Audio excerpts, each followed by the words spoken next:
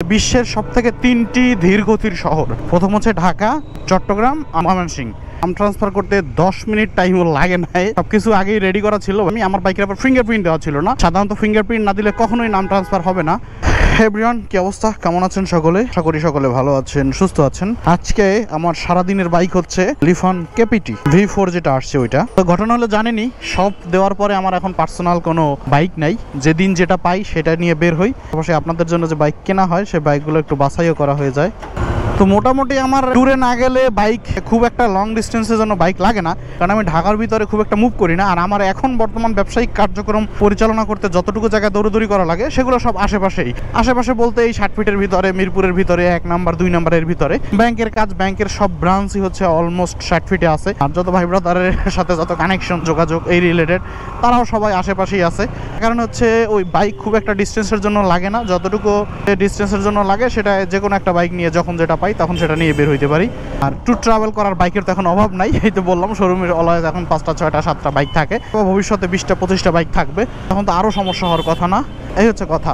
যেহেতু পার্মানেন্টলি এখন আর এরকম ট্যুর করতেছি না, পার্সোনাল একটা বাইক রেখে কোনো লাভ নাই।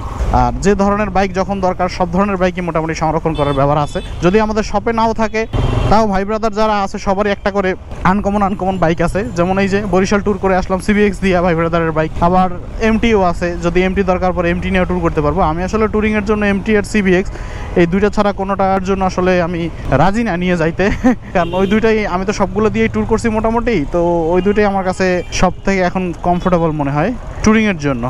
গতকালকে একটা প্রতিবেদন পড়তেছিলাম যে বিশ্বের সবথেকে 3টি ধীরগতির শহর, 3টা শহরই হচ্ছে বাংলাদেশে। প্রথম হচ্ছে ঢাকা, চট্টগ্রাম আর ময়মনসিংহ। 3টা পৃথিবীর ভিতরে সবথেকে ধীরগতির শহর। আমাদের এই এত মেট্রো রেল, এত রাস্তাঘাট, কোনো কিছুতেই লাভ হবে না যদি না মানুষের সচেতনতা বৃদ্ধি পায়। আমাদের পার্শ্ববর্তী দেশ, আমি ইউএর সাথে কম্পেয়ার নাই করলাম, ইউকের সাথে কম্পেয়ার নাই করলাম, কারণ এগুলো অনেক উন্নত কান্ট্রি, তারা অনেক আগানো আমাদের থেকে। ইন্ডিয়ার কলকাতার যে ওয়েস্ট বেঙ্গল আছে তার সাথে আমরা কম্পেয়ার করতেই পারি। এখানে দেখলাম সেখানেও আমাদের মতো কিন্তু চাপ কম না, অনেক মানুষের চাপ। তো ওখানে এত চাপ হওয়া সত্ত্বেও ওদের ট্রাফিক নিয়ম সবাই মানে, শৃঙ্খলা আছে দেখে অনেকটা নিয়ন্ত্রণে সক্ষম তারা, তাদের গতি এর জন্য বেশি। আমাদের পক্ষে সম্ভব না, কারণ আমাদের যতই করেন আপনি আন্ডারপাস করে দেন যদি, তাও হবে না, কারণ আমাদের হচ্ছে অসচেতনতা। সে নিচ থেকে ঠিক না হইলে কেউ বা ট্রাফিক নিয়মে এইভাবে মামলা দিয়ে এটা পরিশোধ করা সম্ভব না, ডাইরেক্ট অ্যাকশনে যাইতে হবে, কোনো রেফারেন্স চলবে না। তাইলে হচ্ছে যদি সম্ভব। মেইন সমস্যা হচ্ছে সচেতনতা বা শৃঙ্খলা, এটা না মানলে আসলে হাজারো মেট্রো রেল, হাজারো রাস্তা করেও কখনোই ট্রাফিক নিয়ন্ত্রণ করা যাবে না।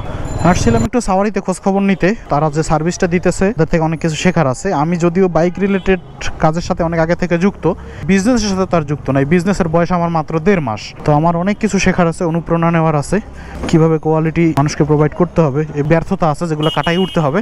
অলরেডি দেখলাম তাদের আসলে সব থেকে মজার ব্যাপার হচ্ছে এখানে অনেক কালেকশন থাকে, এটা এখন বর্তমানে আমাদের কাছে নাই। আমাদের কাছে অনেক কালেকশন হবে, সেদিন আমরা মানুষকে সব ধরনের গাড়ি দিতে পারবো। এখন আমাদের মানুষের চাহিদা আছে কিন্তু আমরা গাড়ি পাচ্ছি না। সব থেকে বড় ব্যাপার, এখন আমরা বেশ বড় গাড়িগুলো একটু নিচ্ছি না, কারণ বড় গাড়িগুলোর যে প্রাইজিং আমরা দিব ওই প্রাইজিংয়ে পোষাবে না অনেকেরই। কারণ হচ্ছে একটু, হ্যাঁ আপনারা জানেন কিনা, মার্কেটে একটু ডাউন চলতেছে এখন। এগুলো আসলে মানে ব্যবসা করতে এসে এখন টের পাচ্ছি। আগে হচ্ছে ব্যাপারগুলো এগুলো মাথায় থাকতো না, কখন দাম বাড়ে কখন কমে এগুলো আসলে এরকম মাথায় রাখার বিষয়ও না, আর থাকতো না। কিন্তু এখন যেহেতু গাড়ি বেচা কেনার ভিতরেই আসি, এর জন্য হচ্ছে টের পাচ্ছি যে এখন বড় বড় বাইকগুলোও অনেকে নিতে চাচ্ছে না। কারণ হচ্ছে ধরেন আপনার গাড়িটা ফ্রেশ, ধরেন V4 এর একটা উদাহরণ দিই, আপনার কাছে একটা ইন্দো V4 আছে, হ্যাঁ একদম ফ্রেশ, 1000 2000 বা 5000 চালাইছেন, যাই চালাইছেন, গাড়ি নাম্বার করা নতুন, একটা স্ক্র্যাচ পর্যন্ত নাই। এখন ওই বাইকটার যে দাম পড়বে, আপনি যে দাম প্রত্যাশা করেন ওই দাম আমরাও দিতে পারবো না, যার কারণে আমরা দামই বলি না, আমরা ডিরেক্ট বলে দিই যে ভাই আমরা আপাতত এই বাইক নিচ্ছি না। এরকম বলতে হয়, কারণ আমরাও তো ব্যবসায় নামছি ভাই, আমরা যে কোনো বাইক তো যখন তখন কিনে রাখতে পারি না। আবার যে লোকটা বিক্রি করবে তারও তো একটা নির্ধারিত প্রাইস আছে, সে তো চাইলেই ওটা 2 লাখ টাকা কমে বিক্রি করবে না, তাই না? তো এর জন্য আসলে যখন এই ভ্যালুটা কমে আসে একদম, যেটা আমরা বলার মতো না, তখন আমরা আসলে বলে দিই যে আমরা এটা নিতে পারবো না। এই হচ্ছে ব্যাপার। কি আসলে এই লাস্ট 1 মাস ধরে বড় বড় বাইকগুলো বিক্রি করতে গিয়ে একটু বিপদে পড়ে যাচ্ছে, একটু হিমশিম খাচ্ছে, কারণ হচ্ছে মানুষ রেসপন্স একটু কম করতেছে। তো আমরা যদি সরাসরি যারা ব্যবসায়ী আছি তারা ক্যাশ টাকা দিয়ে হুট করে না রাখতে পারি, তো একটা মানুষের ক্ষেত্রেও হুট করে যখন তখন বাইকটা নেওয়া একটু কঠিন হয়ে যায়, কারণ সকলের টাকা নিয়ে বসে থাকে না। মানুষের হাতে যখন টাকা আসে তখন সাথে সাথে বাইক কিনে ফেলে, আর টাকা না থাকলে তো খুঁজতে থাকে, সময় আসে তারপরে কিনে। হুট করে বাইক কেনার লোক খুব কম। তো আমার MT-15 এর কথা কি আপনাদের মনে আছে, যেটা বিগত 1.5 বছর আগে আমি সেল করছিলাম, কিন্তু ওইটার না নাম পরিবর্তন করা হয় নাই। এক ব্রাহ্মণবাড়িয়ার পরিচিত ভাইয়ের কাছে বিক্রি করছিলাম, উনি আবার বিক্রি করছে আরেকজনের কাছে।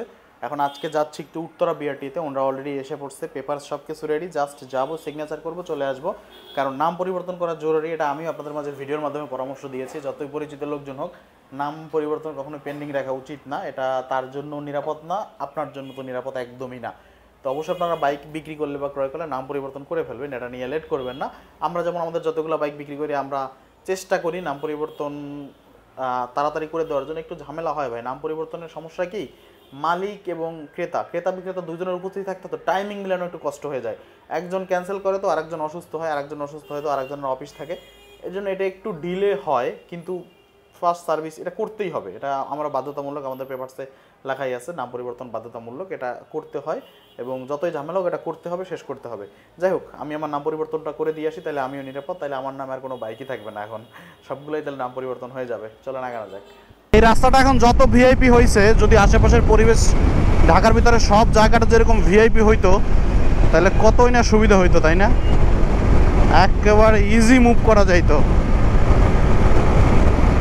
উত্তরা বিআরটি থেকে বের হয়ে গেলাম, আমার নাম ট্রান্সফার করতে 10 মিনিট টাইমও লাগে নাই, মানে সব কিছু আগেই রেডি করা ছিল। ভাইয়ারা ব্রাহ্মণবাড়িয়া থেকে আসছিল আর আমাদের ভাই ব্রাদার ছিল বিআরটিএতে, তো সব ফাইল রেডি করে রাখছি। আসছি আমি, আমার বাইকের আবার ফিঙ্গারপ্রিন্ট দেওয়া ছিল না, সাধারণত ফিঙ্গারপ্রিন্ট না দিলে কখনোই নাম ট্রান্সফার হবে না। আবার আমি ছিলাম সেকেন্ড মালিক, তো এই জন্য আমরা সাধারণত এখন সেকেন্ড মালিকের বাইকগুলো নেই না যদি না ফিঙ্গারপ্রিন্ট না দেওয়া থাকে। ফিঙ্গারপ্রিন্ট দিলাম, ফিঙ্গারপ্রিন্টের পরে ম্যাজিস্ট্রেটের সামনে গিয়ে পুরাতন মালিক নতুন মালিক একটা সিগনেচার দিলাম, ঝামেলা শেষ। এরপরে তারা হয়তো বা কিছুক্ষণ পরে স্লিপ পেয়ে যাবে, আমার কাজ শেষ, আমি এখন চলে যাচ্ছি।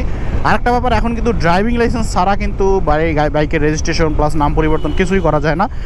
যদিও এখন লার্নার দিয়ে কিছুটা পর্যন্ত ছাড় দিচ্ছে বিভিন্ন বিআরটিএতে, হয়তো বা আপনাকে যেহেতু এখনও সবাই ড্রাইভিং লাইসেন্স ওইভাবে সব সার্ভিসটা পুরোপুরি করতে পারেন, এর জন্য হয়তো বা 1-1.5 মাস পর্যন্ত এই সার্ভিসটা দিবে। কিন্তু এরপর আর লার্নার দিয়ে কেউই নাম পরিবর্তন করা এবং বাইক রেজিস্ট্রেশন করা করতে পারবেন না, আপনার সরাসরি লাইসেন্স লাগবে। আর লার্নার লাইসেন্স কোনোটা না থাকলে হবেই না, একদম অসম্ভব। বুঝতে পারছেন আশা করি। যদিও এখন লার্নার করা অনেকটা ইজি, জাস্ট অনলাইনে অ্যাপ্লাই করে অল্প কিছু সময়ের ভিতরেই এখন লার্নার করে ফেলা যায় এবং তারপরে খুব তাড়াতাড়ি ডেট পাওয়া যায়, খুব তাড়াতাড়ি লাইসেন্সও হয়ে যায়। এখন আর অত প্যারা নাই। যাই হোক, ভাল লাগতেছে এইটা যে এখন উত্তরা থেকে মিরপুর যাইতে অনেক আর সময় নষ্ট হয় না। আগে অনেক সময় নষ্ট হইতো, অনেক প্যারা ছিল, এখন আর এরকম কোনো প্যারা নাই, জাস্ট টান দিলেই রাস্তা শেষ হয়ে যায়। খুবই ভালো লাগে এই জিনিসটা। তো এই ছিল আজকের ছোটোখাটো একটু ডেইলি অ্যাক্টিভিটি, জাস্ট তেমন কোনো ইনফরমেটিভ ভিডিও দেই না আজকে। পরবর্তীতে ট্রাই করবো ইনফরমেটিভ ভিডিওগুলো বানানোর, বাট টেকনিক্যাল না, একদমই না, সেগুলো তার দেওয়াই বন্ধ করে দিছি। যাই হোক, রোড পাওয়ার বিডির সাথেই থাকেন, চেষ্টা করবো এই রোড পাওয়ার বিডির মধ্যে দিয়ে আপনাদেরকে মোটামুটি আমাদের নিজেদের মতো করে বাছাই করা কিছু বাইক আপনাদের হাতে পৌঁছাই দেওয়ার, আবার আপনার যত্নশীল বাইকটা যখন আপনি বিক্রি করবেন সেটা ক্রয় করে আরেকজনের হাতে পৌঁছাই দেওয়ার। ক্রয়, বিক্রয় এবং এক্সচেঞ্জ, আমরা আপাতত 3টা নিয়ে কাজ করতেছি, আমাদের আপাতত কোনো সার্ভিস নাই।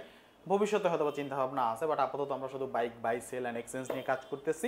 দেখি এটা নিয়ে কতদূর আগানো যায়, আপনারা সাথে আছেন, চেষ্টা করবো আপনাদের মাঝে বাছাইকৃত বাইকগুলো পৌঁছানোর। ভালো থাকেন সকলে, দেখা হচ্ছে ভিডিওতে, সাথেই থাকেন রোড পাওয়ার বিডি। Bye bye.